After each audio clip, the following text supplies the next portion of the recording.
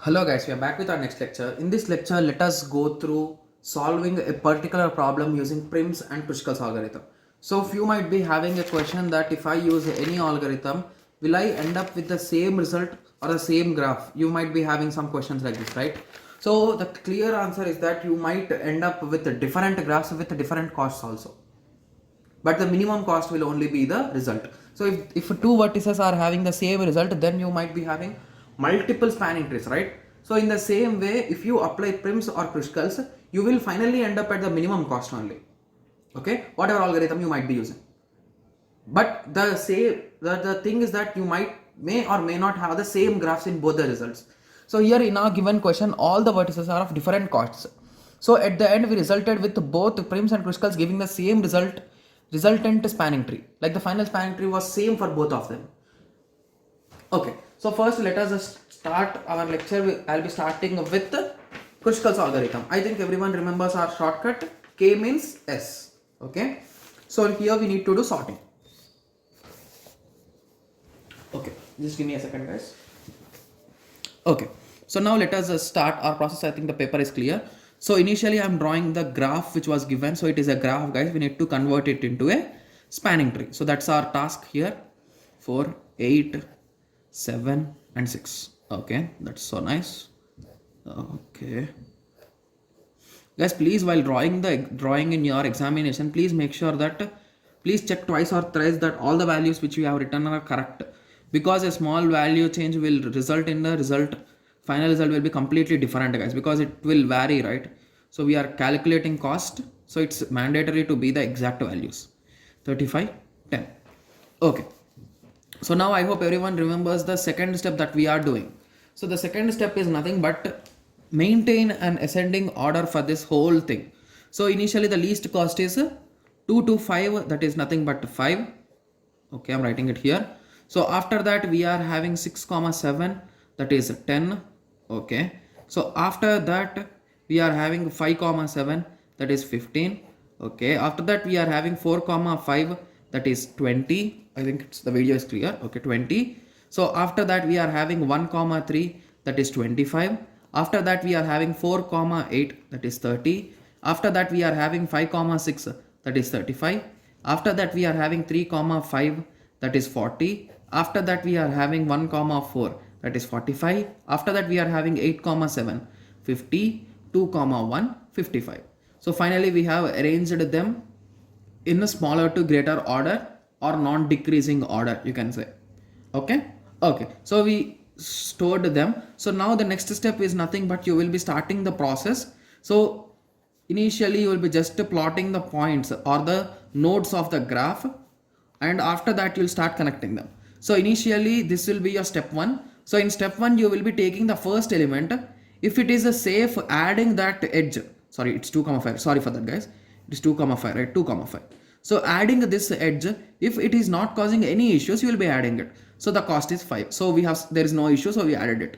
6 comma 7. Similarly, 6 comma 7 is also not having any issue, so we inserted it. So this is step 2. Like, write it in terms of steps. Like each addition you do it in single step, stating that this is added because it is the minimum. That's it. Okay, so the next minimum is 5 comma 7. So 5 to 7 is nothing but 15. We added it. 4 comma 5. Okay, so we can add this also. 4 comma 5 is a cost of 20. Okay, so after that 1 comma 3. Okay, there is no issue. This is 20, right? Okay, this is 25. Okay, after that followed by 4 comma 8. 4 comma 8 is 30. So till now we didn't face any issues with loops or anything. So now if you observe, the next is 1 comma 3 is done, 4 comma 8 is done. Okay, so 5 comma 6. So if you add 5 comma 6, I think the video is clear. Okay, if you add 5 comma 6, it will form a loop. Hence you will not add this one, so this one will be avoided. Okay, so after that 3 comma 5, so we can add 3 comma 5, there is no issue in it. Okay, so 3 comma 5 is nothing but 40. Okay, so if you notice here, we visited all the vertices, so hence we are done with the graph, guys. So this is your spanning tree, and the final result will be the sum of these things, 20 plus 25 plus the initial ones, whichever you crossed, you just add the result, 40 plus 5 plus 10 plus 15 plus 20 plus 25 plus 30. Okay, the final result will be, I will be informing you about it, 145. Okay, So if this question is given in the examination, I think this step is clear, right? So the same thing that I have just explained you now, do in terms of steps. So first minimum is 5. So I have drawn all the points, I have connected 2 with 5 and I written 5. In the next minimum is a 10, that is nothing but 6 to 7. So I added 6 to 7 and 5, 10. Okay. Similarly, each and everything you add it with respect to single steps. So step 5, I added 15, 20, 25, 30, 35. So at the end we visited all the vertices, hence we got the cost. Okay. So this is how Kruskal algorithm works. Remember, Kruskal means sorting is done here. KS, sorting is done. Remember. Okay. So after that, let us continue with the Prim's algorithm. So I'll be taking the same example, right? So I'll be continuing on the same paper only. Okay. Okay. So, okay, let me draw the diagram again so that it will be clear for us. You can just observe and we can solve it. Okay. So let me draw the diagram again. 1, 3, 5, 4, 8, 7, 6, 10, 35, 15, 30, 15, 50, 20, 40, 25, 45. Here we are having 55. Here we are having 5. Okay. So now let us solve the same problem using Kruskal's algorithm. Okay. So in Kruskal's algorithm, you will also use the same trick, guys. So basically assume you are starting at 2. Okay. So 2, 1. I'm just plotting the vertices, guys, or the nodes you can call them, so that we can directly solve it in a single step. So again, in this algorithm also you will be following the same method, but here you will be doing in terms of steps. That's the only difference. Okay. So assume that we are starting at vertex 2. Okay. So now you will be checking at vertex 2, we are having 2 different paths. 5, sorry, I think that we are having shadow. Okay. Now it's clear, right? Okay. So there we can say that we are having 2 values, 5 and 55. So which is minimum? 5 is minimum. So we will be selecting the minimum path, 5. Okay. So from 2 and 5, we are having multiple paths. So among these all, which is the minimum path? This is the minimum path, 15, right? So this will be selected.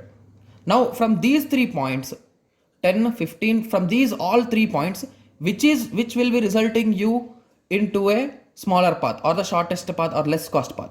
So that is nothing but 10. So further moving on, if you consider all these things, which is resulting in minimum path. Okay. So after that, you will be having the minimum path. Here you cannot form this. So this is done here. So this is 50, that is too large but here you can go for 20 cost, 20. Okay. So from here, from all these points, through which path you will be going through minimum. So here it is 40. So here it is 30. So this is the solution, 30.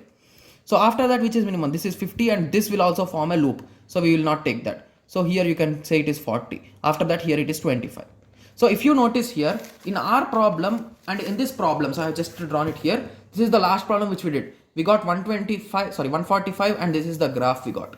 If you notice here, we here also got the same graph here. Something like Z and V, right?